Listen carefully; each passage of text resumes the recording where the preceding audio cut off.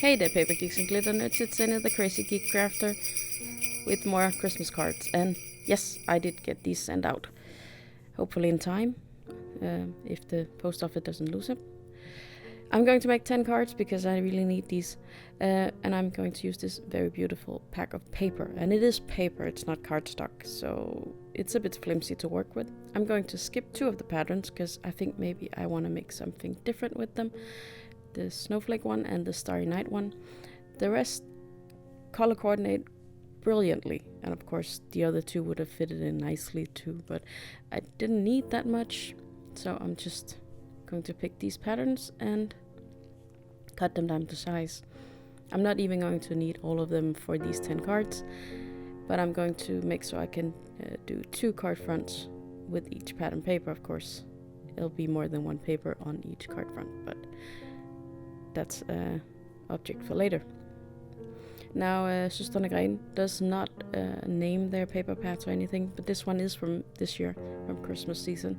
They came out with 2, and this was the one that spoke to me. I've been looking at Pinterest for some ideas for cards with pattern papers. Here's my inspiration. Just some rough ideas on what I could do with these to make some easy cards that were still beautiful. So, onwards. More cutting. I didn't notice though that the paper pad is only 29 centimeters and not 30 and a half like I'm used to, so I cut the first pair wrong since I was calculating for something else, but the rest will be in the correct size. I just have to adjust with the first few cards. And I'm just cutting them down now. There's half a centimeter missing on each side of these panels, and then I can cut them even further if I want. I'm just putting them in a stack in the order where I'm going to need them. I've already paired them off for the cards. Yeah, I'm trimming down because, like I said, I made a mistake, and then I'm just going to chop these in 2, and it's going to fit perfectly together to be a card front. There we go. I actually really like these colors, these mute colors. I pull out all my sentiments here just to figure out which route to go, and I just pick one that says Merry Christmas and Happy New Year. I'm going to use the same sentiment throughout the cards. Yeah, for the first set of cards, and I'm making 2 of the same style. I'm making some red circles, and I'm going to heat emboss on them the sentiment.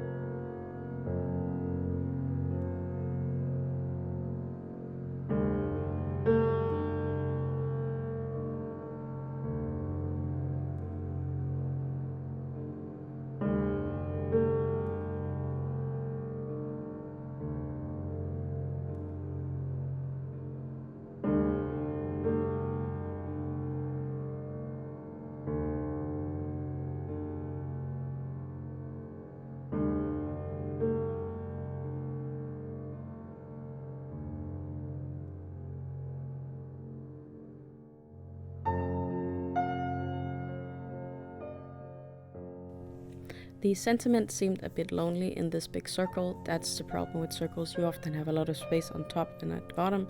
That's why I'm bringing in these stars from these different lawn font sets. Luckily, I had 2 sets with the same kind of stars, so I could design them the way I wanted to without having to move them constantly. I could just leave them in place. I'm sorry if you can hear the dog snoring again. These midnight recordings have become a thing of mine. in the last few weeks. And he really has no respect for it.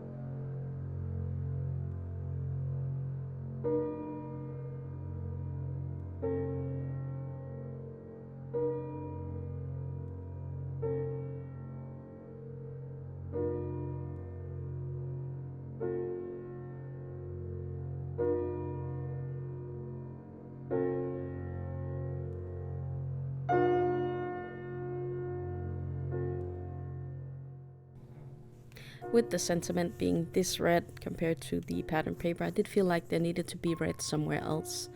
So I'm just going to split the two panels with this red strip. And I think that's going to help a lot for my overall impression of the card. I don't know.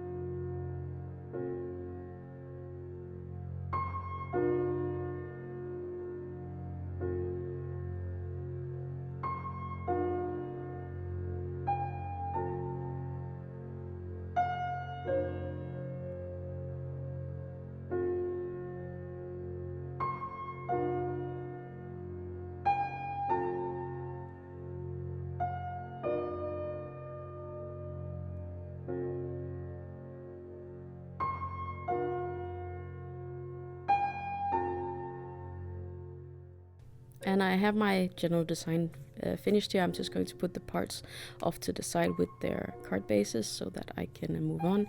And I'm staying on track with the Technology Hates Me theme. I made these two panels while the camera was off.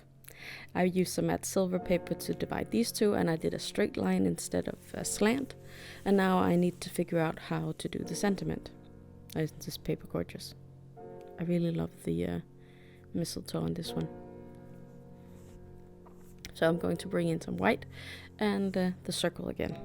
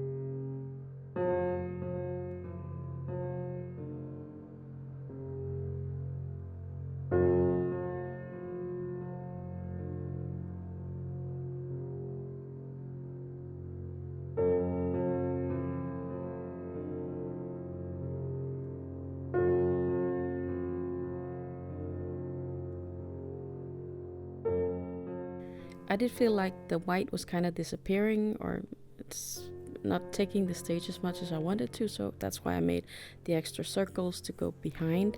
And I'm going to stamp it out in a brown that matches with the craft of the paper pad. I did try to find a blue that matches with the background of the mistletoe paper, but it just, I didn't have the right hue for it, so it's easier to match with the brown. At least in my case, it was easier.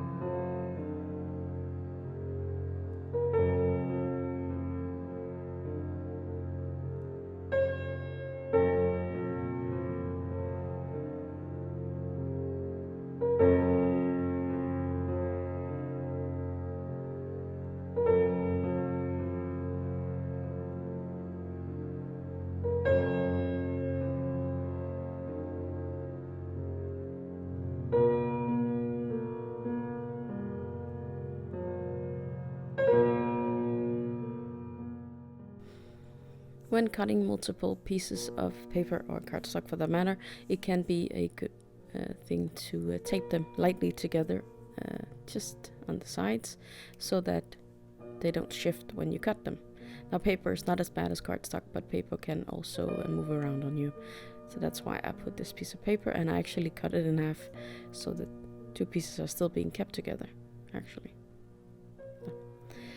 I did do something wrong with the cutting of this one, since when I go to assemble the 4 pieces, they don't assemble the way I thought they should, unfortunately.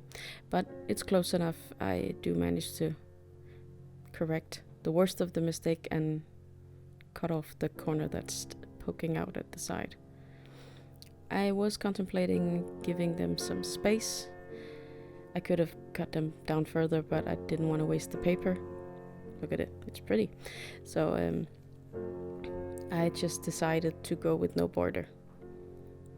I have these white ones left over. I tried them out on the red cards, but that was just too much white on those cards. But this circle is bigger than the other one, so I am uncertain how to keep the same sentiment. If I can change it up for something else, maybe.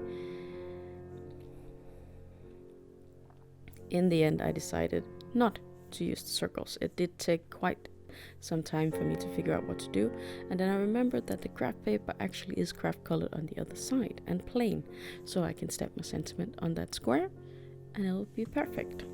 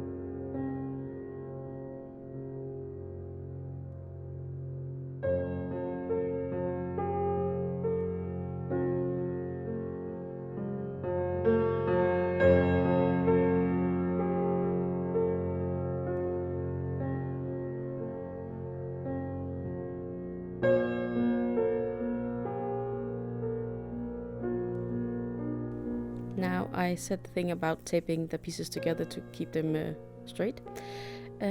Put the one with the silver embossing or foiling or whatever it is, put it on the bottom, because this actually the tape tore off some of the foiling.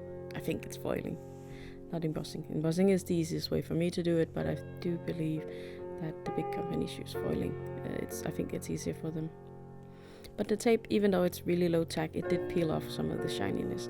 You won't notice it unless you go looking for it, but it did annoy me just a bit. So remember that, don't put tape on top of foiled things.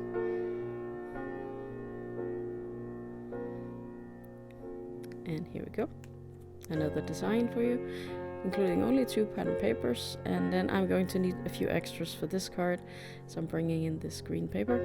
I don't remember the number of this. The brand is called Linnen, and they number their colors, and I can't remember the name either. It's a very nice green. I used it years ago on my years ago. It feels that way, but it isn't quite. I think it's 2 years.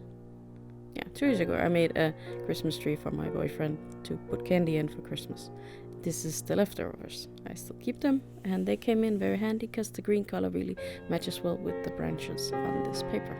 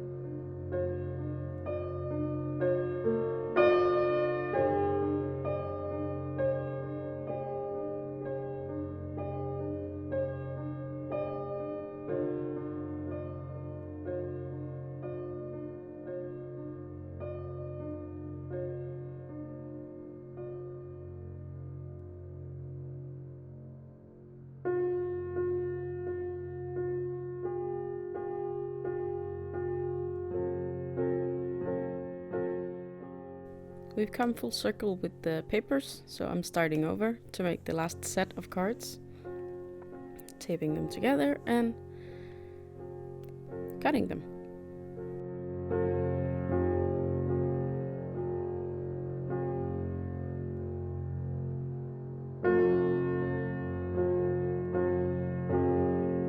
I did bring in the circles I made earlier for the other card with the same pattern paper actually. Now the circle is larger than the red one I used, so the sentiment will seem very small on it. So I went into my stash looking for something to put on the circle together with the sentiment. And I had another mishap with my camera, so I didn't get the stamping for you, but it's from Fawn, this little gift.